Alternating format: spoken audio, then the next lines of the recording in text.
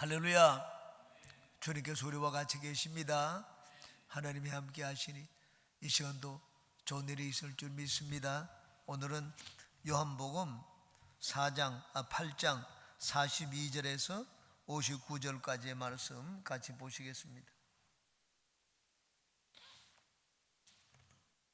42절에서 51절까지 읽겠습니다. 42절부터 다 같이 합독합니다.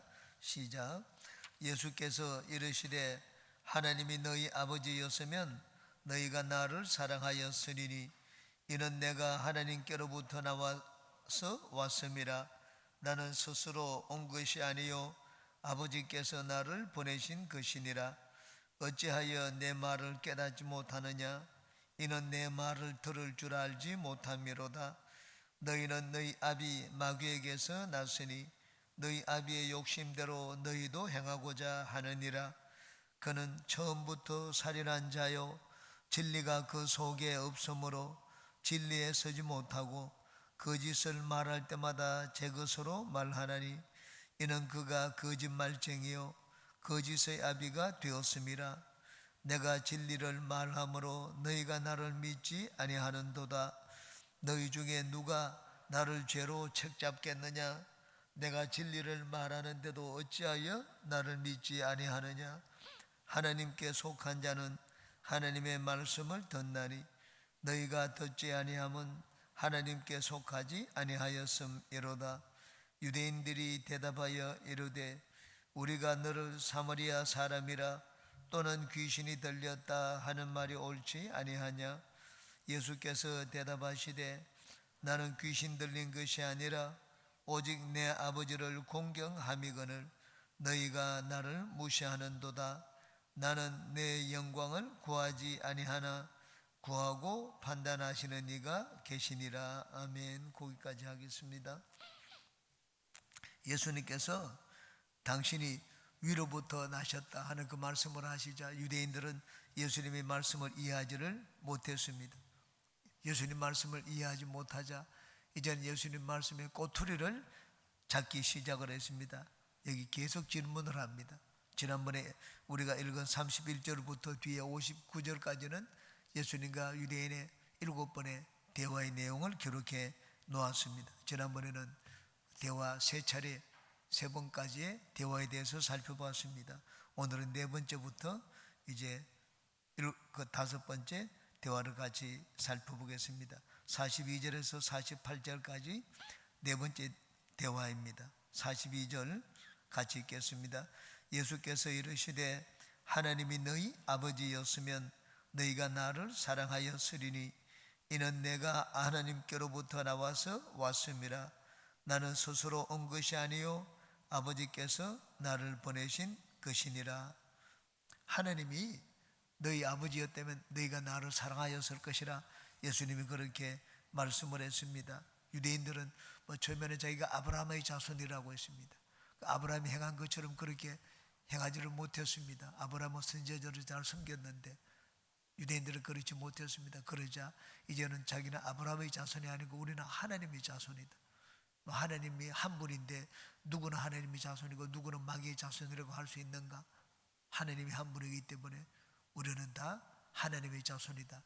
그렇게 얘기를 했습니다. 예수님은 하나님의 자손이 아니라 너희들은 마귀의 자식이라 그렇게 말씀을 했습니다. 만약에 너희가 하나님 아버지께서 낳았으면 나를 사랑하였을 것이라고 했습니다. 왜냐하면 내가 아버지께로부터 왔기 때문에 하나님이 나를 보내셨기 때문에 너희가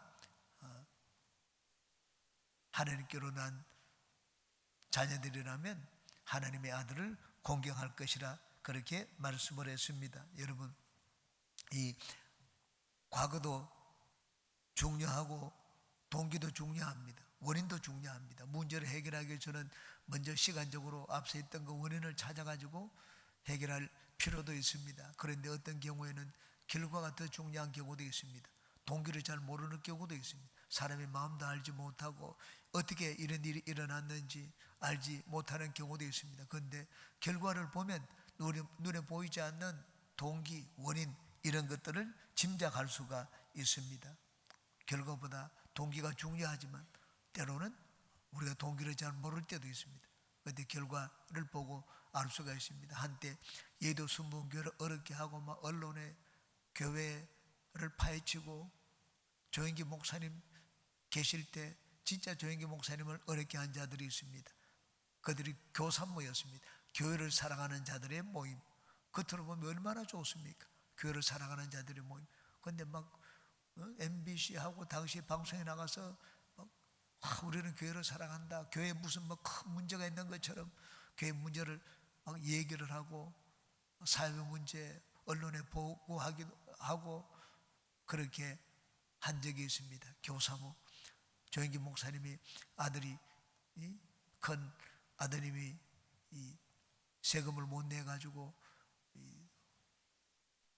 감옥에 가기도 하고 나중에는 세금을 은퇴금을 받았을 때 은퇴금을 가지고 아들이 그 세금 못 낸 그 빚을 갚아 주었습니다. 그런데 나중에 10년이 지나고 8년이 지나고 난 다음에 그 교사모의 한 장로가 세무서에 보고를 했습니다. 저에게 목사님이 아들을 위해서 이렇게 돈을 갚아 주었는데 정리한 것이 아니냐? 세금을 왜 나라가 물리지 않느냐? 그래서 정리해서를 50억인가 한 것 때문에 정리서를 내었습니다. 그 정리서를 내고 자기는 세무서에서 5억을 포상금으로 받아갔습니다. 겉으로는 교사보다 뭐 교회를 사랑한다 많은 분들이 하죠. 근데 그 사람이 진짜 속이 어떤지 어떻게 압니까? 속은 들여다볼 수가 없습니다. 그럴 때는 우리가 결과를 보고 알 수가 있습니다. 우리 유대인들이 예수님에 대해서 진짜 아브라함의 자손인지 하나님의 자녀인지 어떻게 알 수가 있습니까? 그들이 하나의 행동을 보면 알 수가 있습니다. 하나님의 아들 예수님을 잡아 죽이려고 하는데 하나님으로부터 선지자를 잡아 죽이려고 하는데 어떻게 그들이 하나님으로부터 낫다고 말을 할 수가 있으며 하나님을 사랑한다고 말을 할 수가 있겠습니까? 그러므로 항상 우리는 겉으로 말을 번지르하게 하는 것보다 더 중요한 것은 행동입니다. 우리가 교회를 힘들게 하는 일이나 교회를 어렵게 하는 일을 하면 안 됩니다. 자기는 하나님을 사랑한다고 말을 하지만 교회를 어렵게 하는 것 그건 하나님을 결코 사랑하는 것이 아닙니다. 주의 종에 대해서도 마찬가지입니다. 주의 종을 우리는 존경한다 그렇게 얘기를 하면서도 힘들게 하면 그건 존경하는 것이 아닙니다. 내가 누구를 사랑한다고 하고 그 사람 마음을 아프게 하고 상처를 주고 힘들게 하면 그건 결코 사랑하는 것이 아닙니다. 때로는 여러분 원인과 동기가 중요하지만 때로는 결과가 더 중요할 때도 있습니다. 항상 그러므로 여러분은 내가 하는 말의 행동, 결과 이런 것도 항상 염두에 두고 생각하는 분들이 되시기를 바랍니다. 43절 같이 읽습니다. 어찌하여 내 말을 깨닫지 못하느냐? 이는 내 말을 들을 줄 알지 못함이로다. 왜 내 말을 이해하지 못하느냐고 했습니다. 내 말을 이해하지 못하는 것은 예수님 말씀을 듣기를 거부했기 때문이라고 했습니다. 여러분 우리가 잘 이해하기 위해서는 잘 들어야 됩니다. 잘 들어야지 바로 깨닫죠. 겉으로 듣고 그냥 한쪽 귀로 듣고 한쪽 귀로 들려가지고 흘리는데 그 사람이 하는 말을 이해할 수가 있겠습니까? 이해하기 위해서는 중요한 것은 잘 들어야 됩니다. 그리고 내가 이해하기 위해서는 잘 듣고 집중해야 되는데 잘 듣고 집중하기 위해서는 그 사람에 대한 존경심이 있어야 됩니다. 사람에 대한 존경심이 있으면 듣지를 않습니다. 오늘날 학교 교육의 문제가 무엇인가? 교사, 선생님에 대한 존경하는 마음이 없습니다. 왜? 뭐 집에서 뭐 다른 걸로 하면 다 배우고 학원에 가면 더 잘 가르치고 잡니다. 선생님 말씀을 듣지를 않습니다. 말하면 폭행을 하기도 하고 학교에서 교사 학생 간의 이런 윤리, 그 예의 이런 거는 찾아보기 어려운 그런 시대가 되었습니다. 우리가 있을 때는 그렇지 않았습니다. 여러분 대부분장 지내고 있는 조이대가 옛날에 고등학교 2학년 때 저희 옆에 짝이었습니다. 그런데 한 번도 제가 그 조이대를 이겨보지를 못했습니다. 저는 한번 전교 4등을 했던 적이 있습니다. 이제는 전교 4등을 했기 때문에 이 조이들이 내가 이겼겠다 생각했는데 보니까 걔는 전교 2등을 했더라고요. 한 번도 제가 이겨보지를 못했습니다. 그런데 저하고 그 친구하고 다른 점이 있었습니다. 저는 그 선생님이 설명을 할 때 당시 조이대가 한 번도 조는 그런 적을 못 봤습니다. 근데 나는 좋아하는 과목은 듣지만 좋지 않은 과목은 듣지 않습니다. 자료를 옮겨가고 지금 맨 뒤에 갑니다. 맨 뒤에 가서 내가 하고 싶은 거 하고 그랬습니다.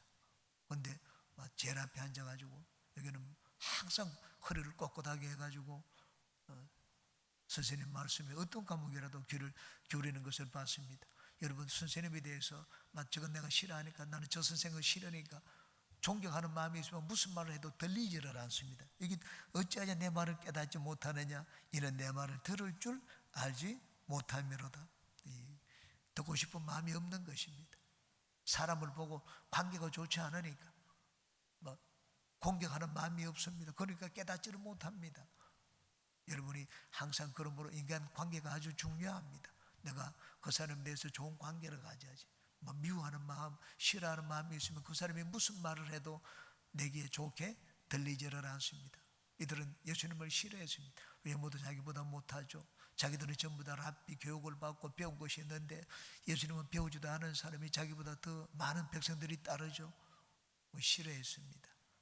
싫어하니까 예수님이 하시는 말씀이 귀에 들어오지를 않았습니다. 그러므로 여러분은 여러분들에게 하나님 말씀을 전하고 가르치는 자들, 여러분 위해서 기도해 주는 자들, 그들과 항상 좋은 관계를 가져야 됩니다. 그래야지 내가 무슨 말을 하더라도 그 말이 나에게 들어오고 나에게 양식이 될 수가 있습니다. 44절 같이 읽겠습니다. 너희는 너희 아비 마귀에게서 나서니 너희 아비의 욕심을 너희도 행하고자 하느니라. 그는 처음부터 살인한 자요 진리가 그 속에 없으므로 진리에 서지 못하고 거짓을 말할 때마다 제 것으로 말하나니 이는 그가 거짓말쟁이요 거짓의 아비가 되었음이라. 너는 마귀에게서 나서니 너희 아비 욕심을 너희도 행하고자 하느니라 고 말씀을 했습니다. 허니 그 아비 그 자식이라는 말이 있습니다. 너희들의 행동을 보면은 진짜 너희들의 아비가 누군지 안다고 했습니다. 어린아이들이 여러분 그렇게 잘하고 잘못한 것이 있겠습니까? 그러나 그 말하고 행동하는 것을 보면 그 아버지와 똑같다 하는 그런 말을 하기도 합니다. 마귀는 찬탈자입니다. 하나님의 보좌를 빼앗으려고 하다가 쫓겨났습니다. 그리고는 이 안갚음을 했습니다. 살인하기 시작했습니다. 하나님의 자녀들에게. 가인은 하나님의 자녀 아담의 아들입니다. 그 가인을 이용해 가지고 그 동생 아벨을 쳐 죽이도록 했습니다. 가까운 사람을 이용해 가지고. 예수님은 어떻습니까? 다 같은 이스라엘이고 유대인이고 아브라함의 후손입니다. 하나님의 백성 이스라엘을 이용해 가지고 예수님을 죽이는데 사용을 했습니다. 그래서 그는 처음부터 살인한 자요라고 말씀을 했습니다. 지금도 사람을 죽이고 미워하고 살인하도록 만드는데 그 배후에는 마귀가 있습니다. 마귀가 눈에 보입니까? 마귀는 눈에 보이지 않습니다. 누구를 통하여 일을 하는가? 사람들을, 눈에 보이는 사람을 통하여 마귀는 살인을 합니다. 그러므로 항상 내가 마귀의 도구가 되지 않기 위해서는 미워하는 마음을 가지지 말아야 됩니다. 진리가 그 속에 없으므로 진리에 서지 못하고 거짓을 말할 때마다 제 것으로 말하느니 이는 그가 거짓말쟁이요 거짓의 아비가 되었습니다. 마귀와 진리와는 거리가 멉니다. 마귀는 살인하게 만들고 미워하게 만들고 거짓말하게 만듭니다. 조영기 목사님이 천막교회를 목회할 때 일입니다. 그때 한 자매가 있었는데 옛날에는 이 허리가 막 난쟁이들이 종종 볼 수가 있었습니다. 근데 그 한 이 난쟁이 척추 장애인이 교회에 왔습니다. 다른 사람 밑에서 이제 식모, 그 당시에는 우리 식모라고 불렀습니다. 거기 식모 일을 하는데 워낙 몸에 장애도 있고 형편도 사정도 그렇고 해서 특별히 관심을 봐주고 기도도 많이 해주고 그랬습니다. 하루는 근데 이 자매가 오더니만은 하나님이 나에게 이렇게 말씀을 하셨다. 내가 너를 세계적으로 위대한 종으로 쓰겠다. 너를 예수님과 동등하게 사용하겠다. 그런 말씀을 하셨다. 그러면서 부산에 가서 집회를 하라고 하십니다. 그렇게 얘기를 했습니다. 예수님은 조영기 목사님이 그 말을 듣더니만은 참 어이가 없었습니다. 자매님, 그건 잘못 들은 것입니다. 그 하나님은 그런 말씀을 하지 않습니다. 하나님은 우리를 예수님과 동등하게 여기지 않습니다.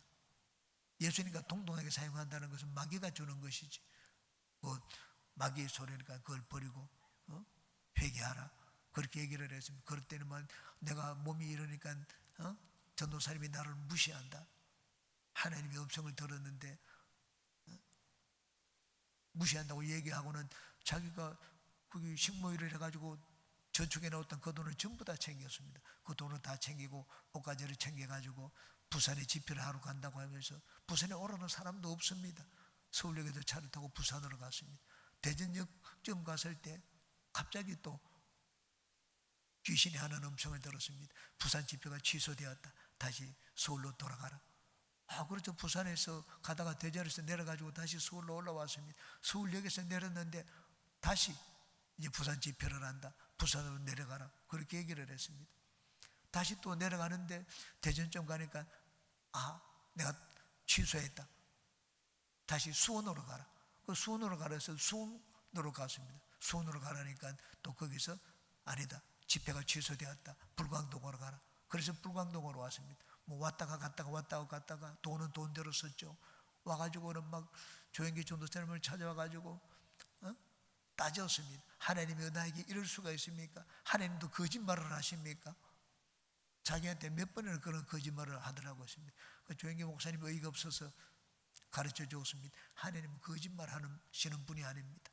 그 자매가 그런 말을 듣는 것은 마귀가 그렇게 한 것입니다. 마귀는 거짓말하는 거짓말장이고 여기 있는 것처럼 거짓의 아비라고 가르쳐 주었습니다. 그러므로 회개하고 겸손한 마음을 가지고 예수님을 믿어라. 영을 잘 분별하라. 그렇게 얘기해 주었습니다. 여러분, 내가 내 자신이 대단한 것처럼 생각하면 이 진리가 보이지를 않습니다. 참과 거짓이 보이지를 않습니다. 내가 그렇게 해도 잘못한 것인지를 모릅니다. 그러므로 사람은 항상 겸손해야 됩니다. 내가 대단한 자가 된 것처럼 생각을 해서는 안 됩니다. 45절에 내가 진리를 말함으로 너희가 나를 믿지 아니하는도다. 진리와 거짓은 서로 일치할 수가 없습니다. 그리스도와 바알이 일치할 수가 없는 것처럼 거짓과 진리는 함께할 수가 없습니다. 그러므로 예수님의 진리를 말하니까 거짓이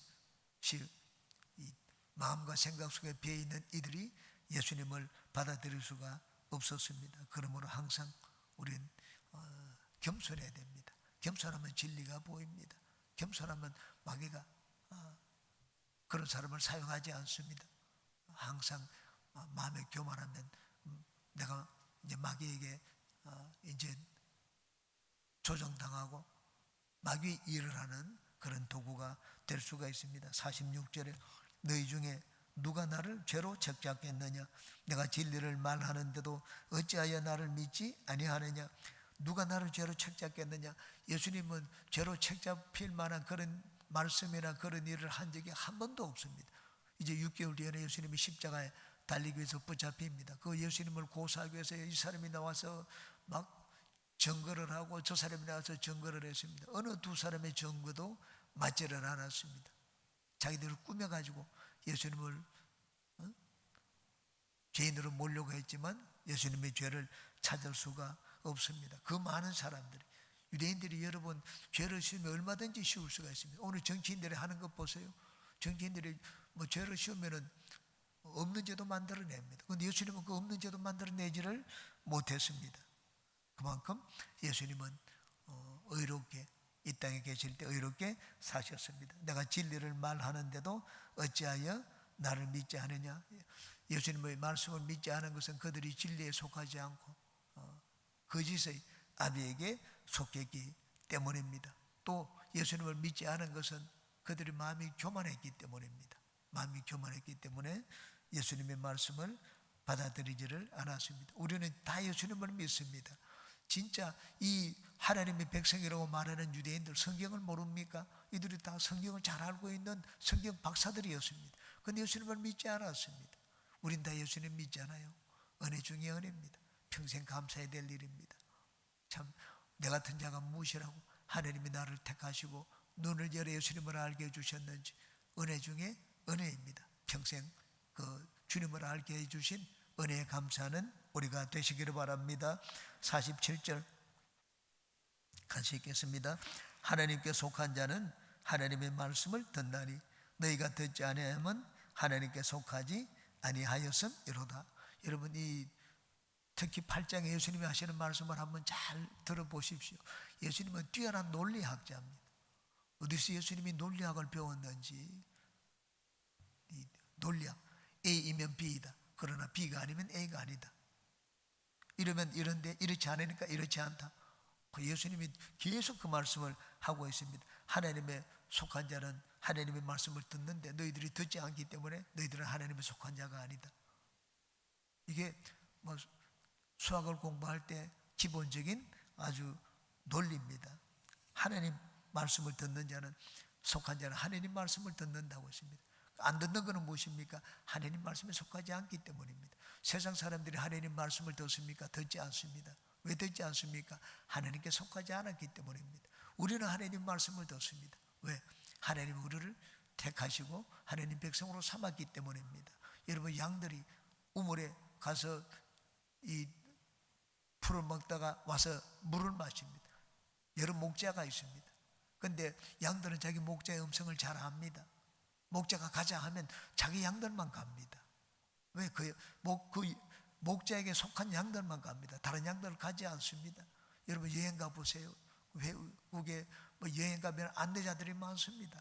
보면 박물관 같은 데 가면 이 안내자도 있고 저기 안내자도 있고.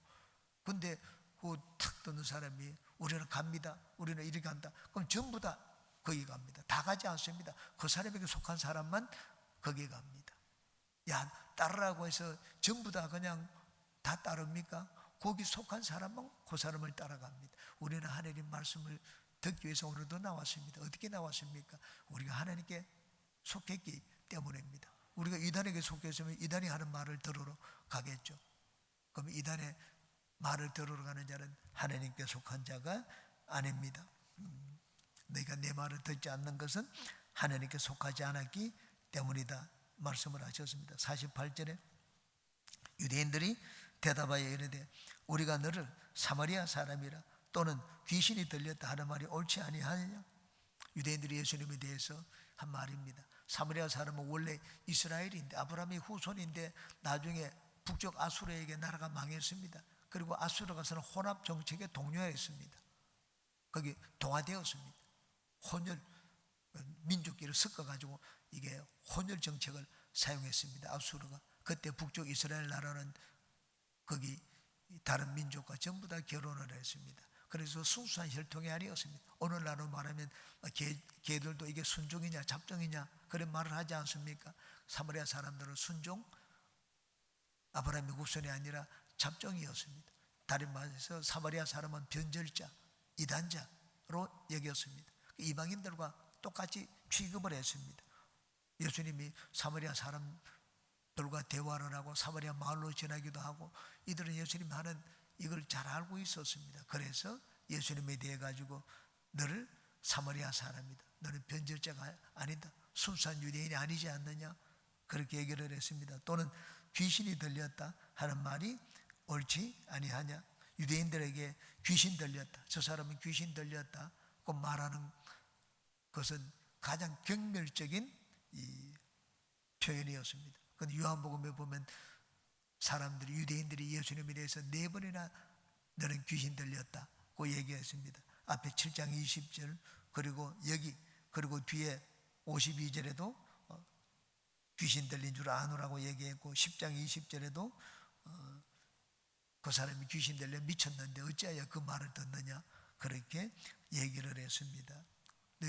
너는 변절자고 이방인이고 귀신 들린 자인데 어떻게 우리에게 말을 하고 순수한 유대인들이 우리 보고 뭐 하나님의 자녀다 아니다 그렇게 말을 할 수 있느냐 그렇게 얘기를 했습니다. 유대인들이